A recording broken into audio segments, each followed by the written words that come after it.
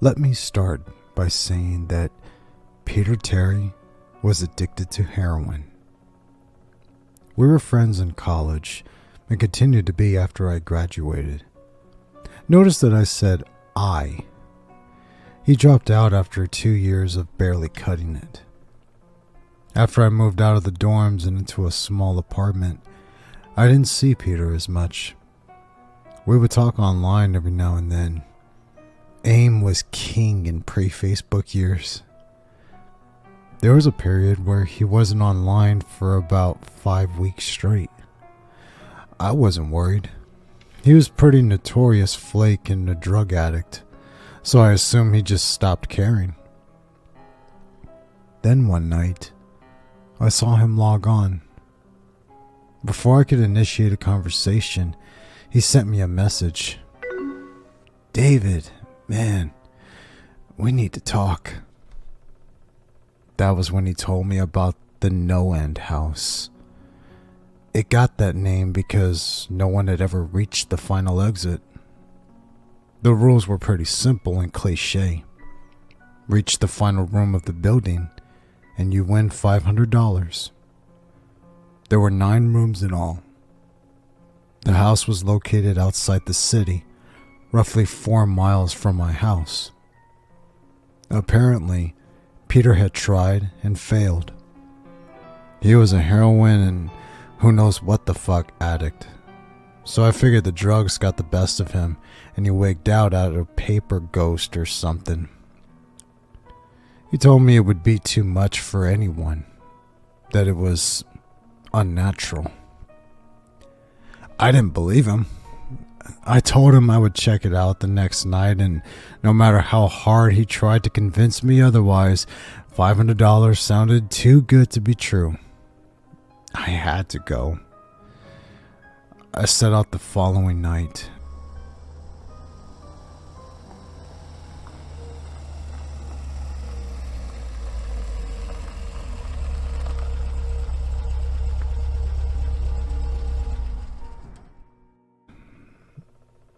When I arrived, I immediately noticed something strange about the building. Have you ever seen or read something that shouldn't be scary, but for some reason a chill crawls up your spine? I walked toward the building, and the feeling of uneasiness only intensified as I opened the front door. My heart slowed, and I let a relieved sigh leave me as I entered.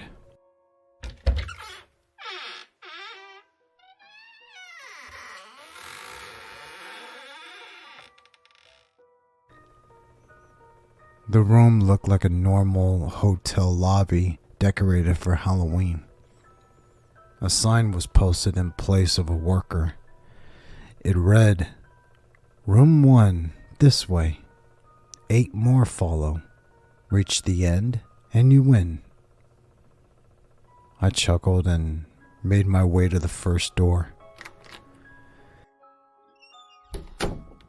The first area was almost laughable. The decor resembled the Halloween aisle of a Kmart, complete with chic ghosts and animatronic zombies that gave a static growl when you passed by. At the far end was an exit. It was the only door besides the one I entered through.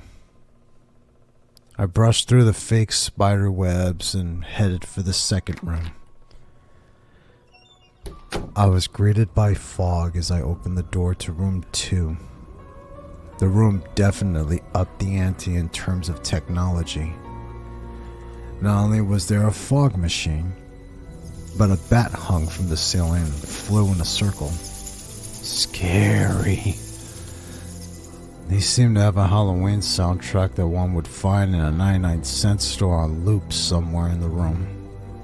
I didn't see a stereo, but I guess they may have used a PA system. I stepped over a few toy rats that wheeled around and walked with a puffed chest across to the next area. I reached for the doorknob, and my heart sank to my knees. I did not want to open that door. A feeling of dread hit me so hard I could barely even think.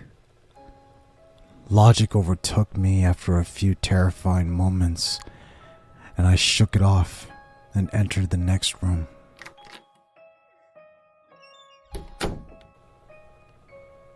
Room 3 is when things began to change. On the surface, it looked like a normal room. There was a chair in the middle of the wood-paneled floor. A single lamp in the corner did a poor job of lighting the area, casting a few shadows across the floor and walls. That was the problem. Shadows. Plural. With the exception of the chairs, there were others. I'd barely walked in the door and I was already terrified. It was at that moment that I knew something wasn't right. I didn't even think as I automatically tried to open the door I came through. It was locked from the other side. That set me off. Was someone locking the doors as I progressed? There was no way. I would have heard them. Was it a mechanical lock that set automatically? Maybe. But I was too scared to really think. I turned back to the room and the shadows were gone. The chair's shadow remained, but the others were gone. I slowly began to walk. I used to hallucinate when I was a kid, so I wrote off the shadows as a figment of my imagination. I began to feel better as I made it to the halfway point of the room. I looked down as I took my steps, and that's when I saw it. Or didn't see it. My shadow wasn't there. I didn't have time to scream. I ran as fast as I could to the other door and flung myself without thinking into the room beyond. The fourth room was possibly the most disturbing. As I closed the door, all lights seemed to be sucked out and put back into the previous room. I stood there, surrounded by darkness, not able to move. I'm not afraid of the dark and never have been, but I was absolutely terrified. All sight had left me. I held my hand in front of my face, and if I didn't know what I was doing, I would never have been able to tell. Darkness doesn't describe it. I couldn't hear anything. It was dead silence. When you're in a soundproof room, you can still hear yourself breathing. You can hear yourself being alive. I couldn't. I began to stumble forward after a few moments. My rapidly beating heart, the only thing I could feel. There was no door in sight. Wasn't even sure there was one this time. The silence was then broken by a low hum. I felt something behind me. I spun around wildly, but could barely even see my nose. I knew it was there though. Regardless of how dark it was, I knew something was there. The hum grew louder, closer. It seemed to surround me. But I knew whatever was causing the noise was in front of me, inching closer. I took a step back. I never felt that kind of fear. I can't really describe true fear. I wasn't even scared I was going to die. I was just scared of what the alternative was. I was afraid of what this thing had in store for me. Then the lights flashed for a second, and I saw it. Nothing. I saw nothing, and I know I saw nothing there. The room was again plunged into darkness. and the hum became a wild screech. I screamed in protest. I couldn't hear this goddamn sound for another minute. I ran backwards, away from the noise, and fumbled for the door handle. I turned and fell into room 5. Before I describe room 5, you have to understand something. I'm not a drug addict. I've had no history of drug abuse or any sort of psychosis short of the childhood hallucinations I mentioned earlier. And those were only when I was really tired or just waking up. I entered the NoEnd House with a clear head. After falling in from the previous room, my view of room 5 was from my back, looking up at the ceiling. What I saw didn't scare me. It simply surprised me. Trees had grown into the room and towered above my head. The ceilings in this room were taller than the others, which made me think I was in the center of the house. I got up off the floor, dusted myself off, and took a look around. It was definitely the biggest room of them all. I couldn't even see the door from where I was. Various brush and trees must have blocked my line of sight with the exit. Up to this point, I figured the rooms were going to get scarier. But this was a paradise compared to the last room. I also assumed whatever was in room 4 stayed back there. I was incredibly wrong. As I made my way deeper into the room, I began to hear what one would hear if they were in a forest. Chirping bugs and the occasional flap of birds seemed to be my only company in this room. That was the thing that bothered me the most. I heard the bugs and other animals, but I didn't see any of them. I began to wonder how big this house was. From the outside, when I first walked up to it, it looked like a regular house. It was definitely on the bigger side, but this was almost a full forest in here. The canopy covered my view of the ceiling, but I assumed it was still there, however high it was. I couldn't see any walls either. The only way I knew I was still inside was that the floor matched the other rooms. The standard dark wood paneling. I kept walking, hoping that the next tree I passed would reveal the door. After a few moments of walking, I felt a mosquito fly onto my arm. I shook it off and kept going. A second later, I felt about 10 more land on my skin at different places. I felt them crawl up and down my arms and legs, and few made their way across my face. I flailed wildly to get them all off, but they just kept crawling. I looked down and let out a muffled scream. More of a whimper, to be honest. I didn't see a single bug. Not one bug was on me, but I could feel them crawl. I heard them fly by my face and sting my skin, but I couldn't see a single one. I dropped to the ground and began to roll wildly. I was desperate. I hated bugs, especially ones I couldn't see or touch. But these bugs could touch me, and they were everywhere. I began to crawl. I had no idea where I was going.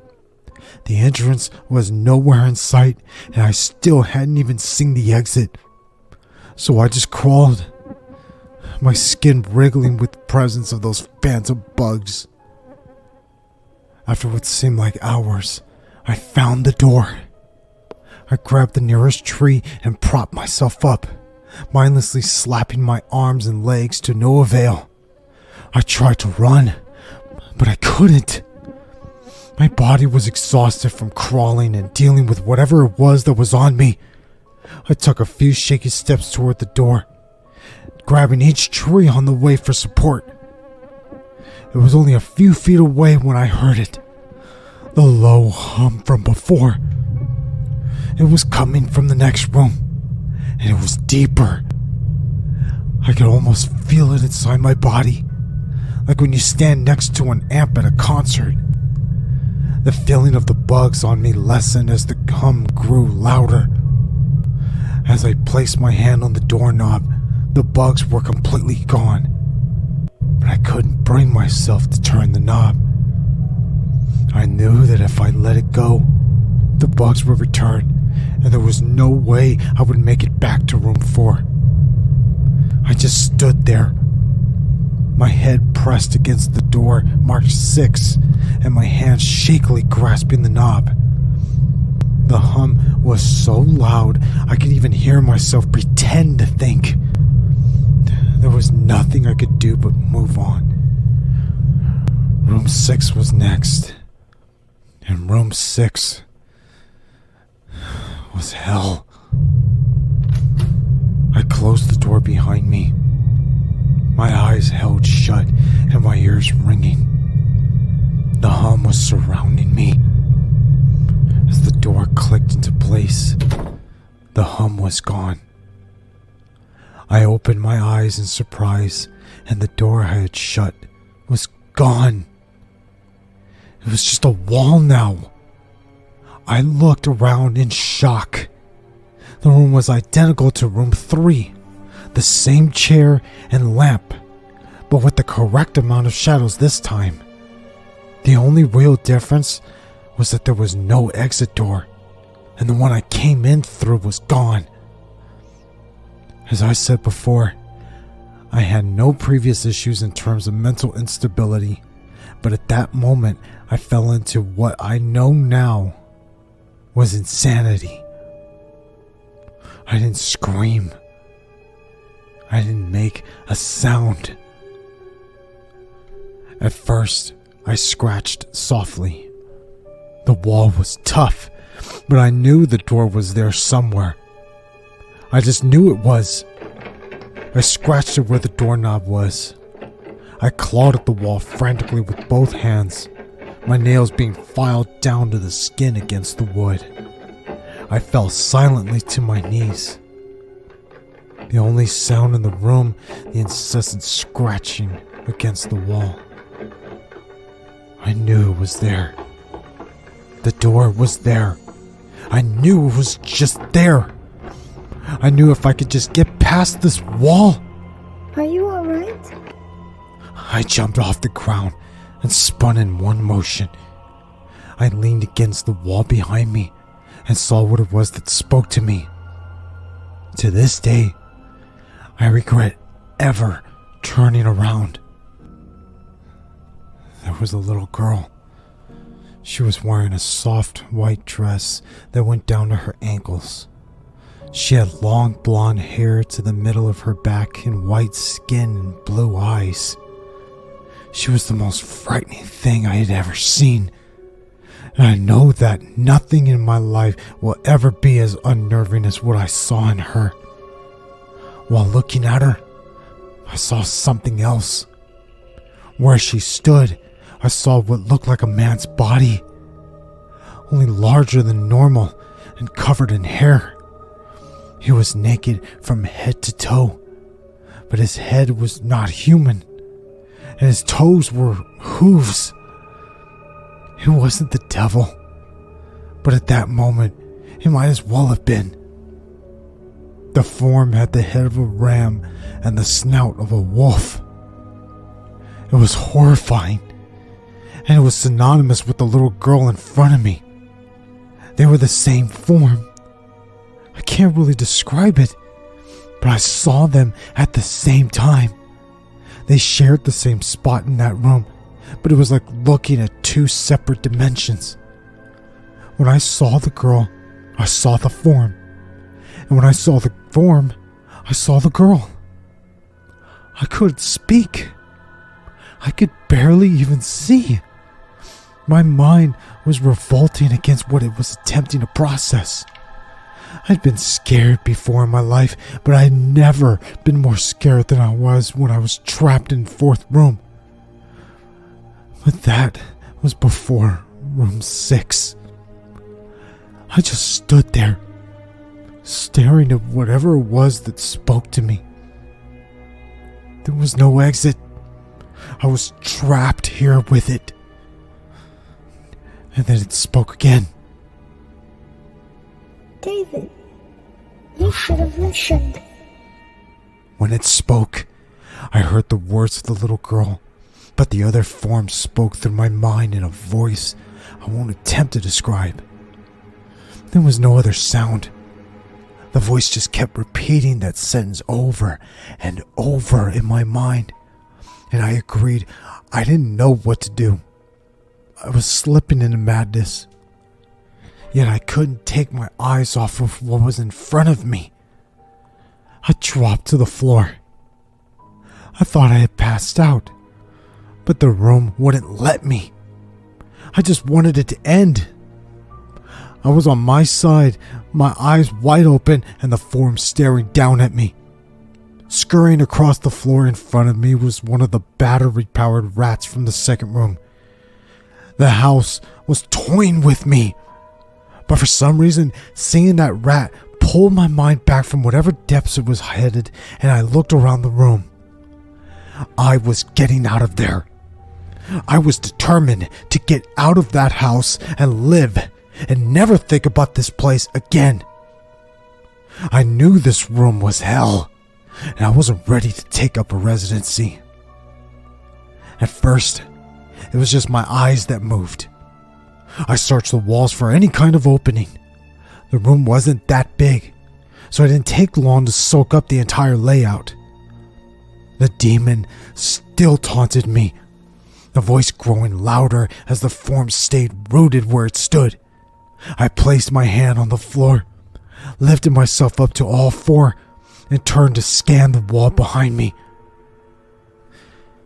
Then I saw something I couldn't believe. The form was now right at my back, whispering into my mind how I shouldn't have come. I felt its breath on the back of my neck, but I refused to turn around. A large rectangle was scratched into the wood, with a small dent chipped away in the center of it. Right in front of my eyes, I saw the large 7 I'd mindlessly etched into the wall. I knew what it was. Room 7 was just beyond that wall where room 5 was moments ago. I don't know how I had done it. Maybe it was just my state of mind at the time. Maybe I had created the door. I knew I had. In my madness, I scratched into the wall what I needed the most: an exit to the next room. Room 7 was close.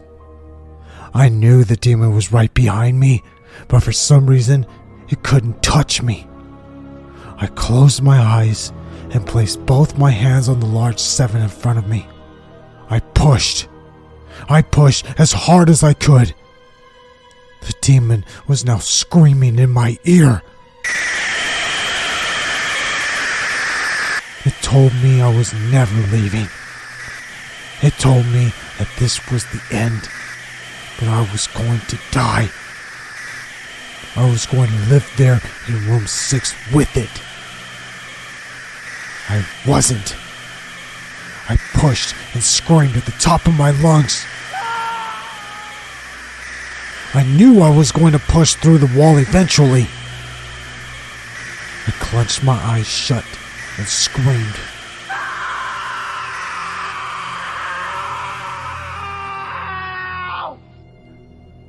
And the demon was gone. I was left in silence. I turned around slowly and was greeted by the room as it was when I entered. Just a chair and a lamp. I couldn't believe it, but I didn't have time to. I turned back to the 7 and jumped back slightly. what I saw was a door. It wasn't the one I had scratched in, but a regular door with a large 7 on it. My whole body was shaking. It took me a while to turn the knob. I just stood there for a while, staring at the door. I couldn't stay in room 6. I couldn't. But if this was only room 6, I couldn't imagine what 7 had in store. I must have stood there for an hour, just staring at the 7. Finally, with a deep breath, I twisted the knob and opened the door to room 7. I stumbled through the door, mentally exhausted and physically weak. The door behind me closed. I realized where I was. I was outside. Not outside like room 5, but actually outside. My eyes stung. I wanted to cry. I fell to my knees and I tried, but I couldn't. I was finally out of that hell. I didn't even care about the prize that was promised. I turned and saw the door and I just went through was the entrance. I walked to my car and drove home, thinking of how nice the shower sounded. As I pulled up to my house, I felt uneasy. The joy of leaving NoEnd House had faded and dread was slowly building in my stomach. I shook it off as residual from the house and made my way to the front door. I entered and immediately went up to my room. There on my bed was my cat, Baskerville. He was the first living thing I had seen all night, and I reached to pet him. He hissed and swiped at my hand. I recoiled in shock, as he had never acted like that. I thought, whatever, he's an old cat. I jumped in the shower and got ready for what I was expecting to be a sleepless night. After my shower, I went to the kitchen to make something to eat. I descended the stairs and turned into the family room. What I saw would be forever burned into my mind, however. My parents were lying on the ground, naked and covered in blood. They were mutilated to near unidentifiable states. Their limbs were removed and placed next to their bodies, and their heads were placed on their chests facing me. The most unsettling part was their expressions. They were smiling, as though they were happy to see me. I vomited and sobbed there in the family room. I didn't know what had happened. They didn't even live with me at the time. I was a mess. Then I saw it. A door that was never there before. A door with a large 8 scrawled on it in blood. I was still in the house. I was standing in my family room, but I was in room 7. The faces of my parents smiled wider as I realized this. They weren't my parents. They couldn't be. But they looked exactly like them. The door marked 8 was across the room, behind the mutilated bodies in front of me. I knew I had to move on, but at that moment I gave up. The smiling faces tore into my mind. They grounded me where I stood. I vomited again and nearly collapsed. And then the hum returned. It was louder than ever, and it filled the house and shook the walls. The hum compelled me to walk. I began to walk slowly, make making my way closer to the door and the bodies. I could barely stand, let alone walk, and the closer I got to my parents, the closer I came to suicide. The walls were now shaking so hard, it seemed as though they were going to crumble. But still, the faces smiled at me. As I inched closer, their eyes followed me. I was now between the two bodies, a few feet away from the door. The dismembered hands clawed their way across the carpet towards me. All the while, the faces continued to stare. New terror washed over me, and I walked faster. I didn't want to hear them speak. I didn't want the voices to match those of my parents. They began to open their mouths, and the hands were inches from my feet. In a dash of desperation, I lunged toward the door, threw it open, and slammed it behind me. Room 8. I was done. After what I had just experienced, I knew there was anything else this fucking house could throw at me that I couldn't live through. There was nothing short of the fires of hell that I wasn't ready for. Unfortunately, I underestimated the abilities of NoEnd House. Unfortunately, things got more disturbing, more terrifying, and more unspeakable in room 8. I still have trouble believing what I saw in room 8. Again, the room was a carbon copy of rooms 3 and 6, but sitting in the usual empty chair was a man. After a few seconds of disbelief, my mind finally accepted the fact that the man sitting in the chair was me. Not someone who looked like me. It was David Williams. I walked closer. I had to get a better look, even though I was sure of it. He looked up at me, and I noticed tears in his eyes.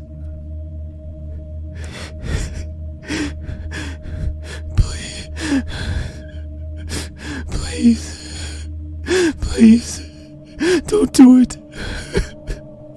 Please, don't hurt me. What?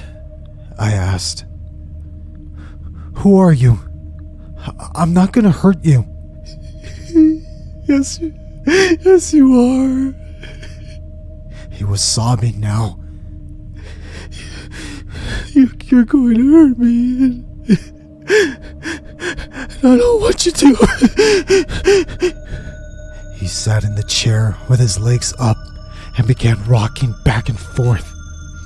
It was actually pretty pathetic looking, especially since he was me, identical in every way. Listen, who are you? I was now only a few feet away from my doppelganger. It was the weirdest experience yet, standing there talking to myself. I wasn't scared, but I would be soon. Why are you... You're gonna hurt me! You're gonna hurt me. If you want to leave, you're gonna hurt me. Why are you saying this? Just calm down, alright? Let's just try and figure this. And then I saw it. The David sitting down was wearing the same clothes as me, except for a small red patch on his shirt embroidered with the number 9.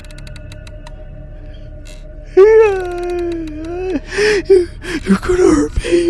You're gonna hurt me. Yeah, please don't. Please don't. You're gonna hurt me. My eyes didn't leave that small number on his chest. I knew exactly what it was. The first few doors were plain and simple, but after a while, they got a little more ambiguous. 7 was scratched into the wall by my own hands.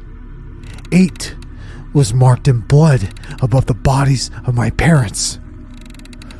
But 9, this number was on a person, a living person. Worse still, it was on a person that looked exactly like me. David? I had to ask. Yes. You're going to hurt me. You're going to hurt me. He continued to sob and rock. He answered to David. It was me, right down to the voice. But that 9, I paced around for a few minutes while he sobbed in his chair. The room had no door, and similarly to room 6, the door I came through was gone. For some reason, I assumed that scratching would get me nowhere this time. I studied the walls and floor around the chair, sticking my head underneath and seeing if anything was below. Unfortunately, there was. Below the chair was a knife. Attached was a tag that read, "To David, from management." The feeling in my stomach as I read that tag was something sinister. I wanted to throw up, and the last thing I wanted to do was remove that knife from under the chair. The other David was still sobbing uncontrollably. My mind was spinning into an attic of unanswerable questions. Who put this here? And how did they get my name? Not to mention the fact that I knelt on the cold wood floor. I also sat in that chair, sobbing in protest of being hurt by myself. It was all too much to process. The house and the management had been playing with me this whole time. My thoughts for some reason turned to Peter and whether or not he had got this far.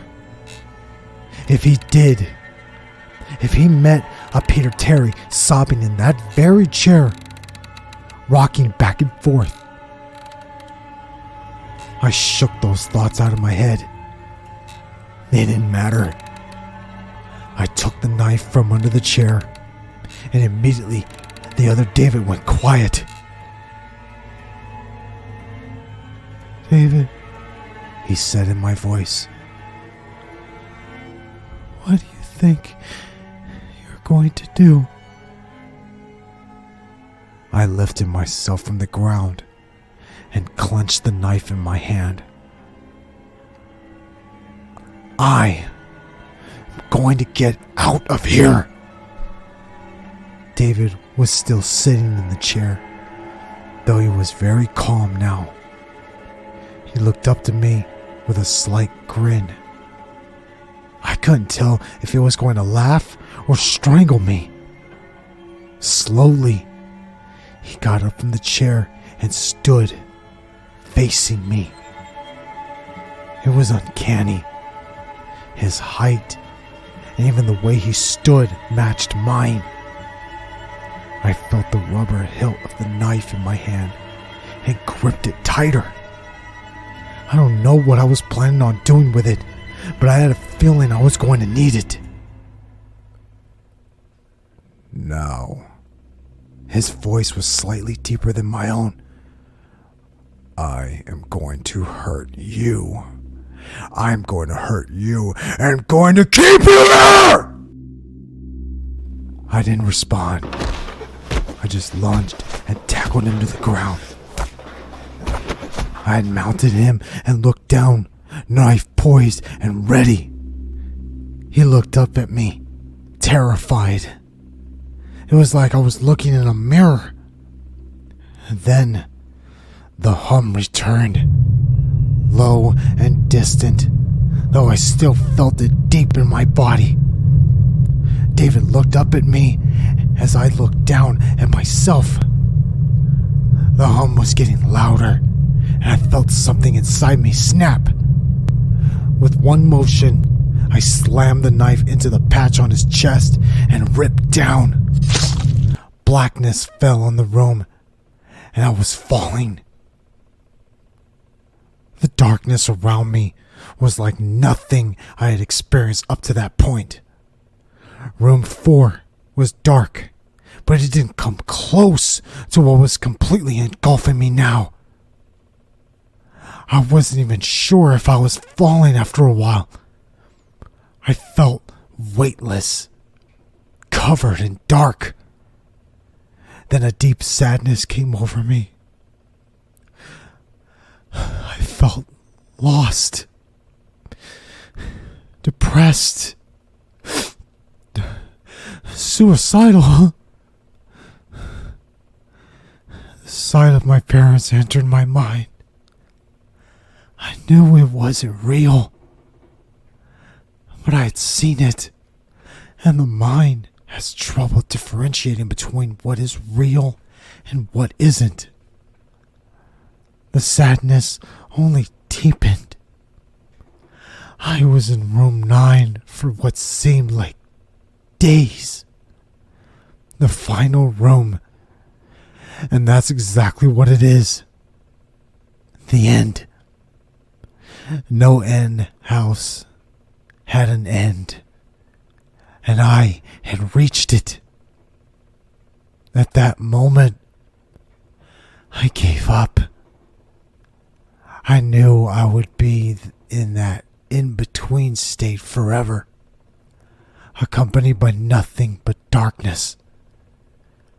Not even the hum was there to keep me sane. I had lost all senses. I couldn't feel myself. I couldn't hear anything. Sight was completely useless here.